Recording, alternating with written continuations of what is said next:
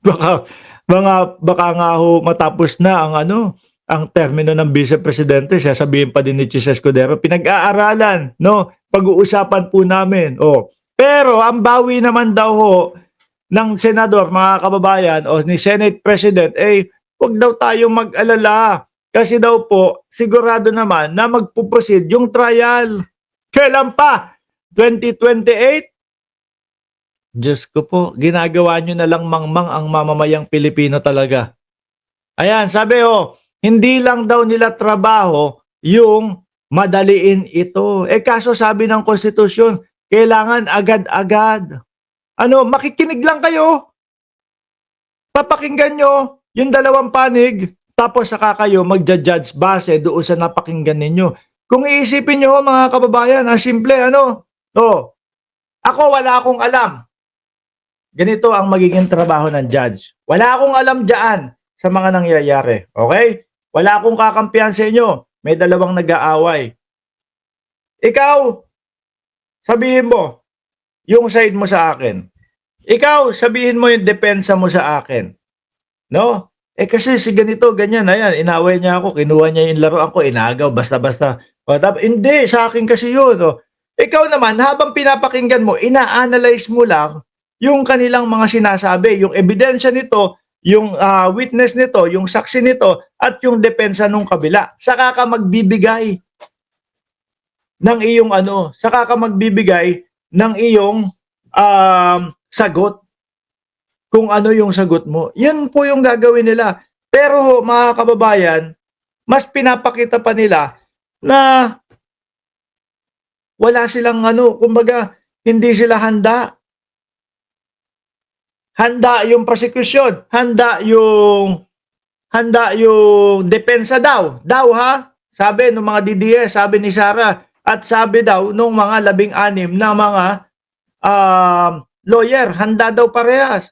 Tapos ito, yung Senado, nakita nyo, sila yung nagpapabagal. Eh samantalang, sige, upuin natin to, pakinggan namin kayong dalawa, both side. Yung tipo bang sabihin nyo kung ano yung mga nasa sa loob ninyo, saka kami huhusga. Pero umabot pa po ng 6 na buwan, mga kababayan. Tapos sasabihin sa atin, ni Chis Escudero, huwag kayong mag-alala, matutuloy yan. Hindi madidelay o hindi madidismiss ang impeachment. Sabi ni Sir Archie Beroya, dinadaan nila tayo sa legal procedures at paikot-ikot pag delaying tactics. Siguro mga kababayan, isa sa naiisip ko dito, etong delaying tactics na ginagawa nila mga bossing, naghahagilap to nung maaaring legal procedure. No? Na maipambato. Pagka nakakita na sila,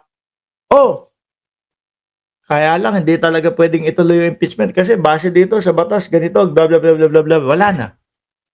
Tingin ko yan na lang po ang ginagawa niyang mga yan. Nag-aantay, yung iba nagre-research, mag-research kayo kung ano ang maibabato natin sa sambayan ng Pilipino para wag matuloy itong impeachment na ito. Ako, ang trabaho ko naman ganito, i-delay hanggang sa makakita na tayo ng solusyon, no? Ng teknikalidad na para natin sabihin sa taong bayan na hindi matutuloy itong impeachment dahil dito sa teknikalidad na ito. Which is yun po yung nakikita natin diyan mga bossing. Yung pag-delay, yan ang humaharap sa taong bayan. Delay, tapos meron pong mga ibang senador o may mga ibang opisina sila, mga bossing na nasa likod, search kayo, no? Hagilapin nyo, pag-aralan nyo kung anong teknikalidad ang pwede nating ibato sa mamamayang Pilipino para sabihin na wala at hindi pwedeng ituloy ang impeachment na ito.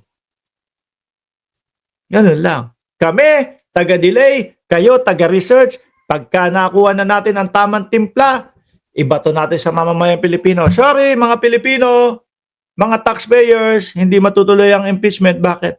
Ayaw namin, sasabihin pa niya mga yan, ayaw po naming lumabag sa batas ng Pilipinas. Ayaw po naming lumabag sa konstitusyon ng Pilipinas. Dahil ang sinasabi po nitong teknikalidad na ito ay illegal kapag ka itinuloy ang impeachment. Tapos ang problema nila, no? Kaya dapat ito maumpisahan na ho, mga bossing. Dapat ito maumpisahan na po, mga kababayan. Napakasimple, pakinggan mo yung kaliwa, pakinggan mo yung kanan, balansehin mo, pag-aralan mo yung magiging desisyon mo, at saka ka mag-decide. Muli po, mga kababayan, mga boss, Chief Amo, sir, ang dami din natin like, 733. Paabutin nyo na ho ng 1,000 yung like. Muli po, ako'y magpapaalam na po. Maraming salamat and God bless po sa ating